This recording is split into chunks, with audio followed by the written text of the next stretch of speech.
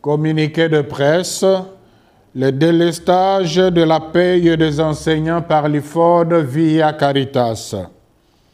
Le secrétariat général de la Conférence épiscopale nationale du Congo, SENCO, a le regret de constater que la paye des enseignants par l'IFOD via les réseaux Caritas continue à connaître le délestage.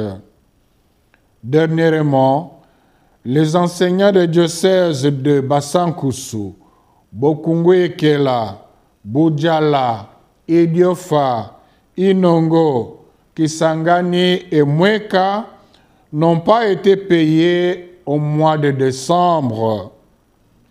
Cette situation est causée par le déficit du compte principal de la paye des enseignants à la suite du non-paiement par le gouvernement des frais bancaires depuis août 2011 jusqu'à totaliser 27 milliards de francs congolais. Dans ces conditions, le délestage de quelques diocèses s'impose, car après le prélèvement des frais bancaires, il ne reste pas assez d'argent sur les comptes pour que l'IFOD et les Caritas diocésaines couvrent toute la paye dans tous les diocèses. En décembre 2024, le gouvernement a payé 8,3 milliards de cette dette, soit un peu moins d'un tiers. Nous espérons qu'il va poursuivre le paiement pour permettre à l'IFOD de couvrir la paye dans son intégralité et dans le délai.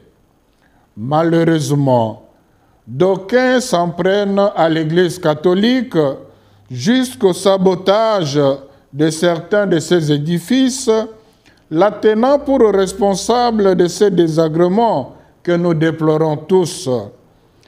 Qu'il soit entendu une fois pour toutes que l'IFOD et la Caritas n'y sont pour rien. C'est l'État congolais qui est responsable de ces non-paiements. C'est donc auprès de ces derniers qu'il faut adresser les revendications. L'IFOD et ses partenaires, les Caritas diocésaines, ne sont que des intermédiaires.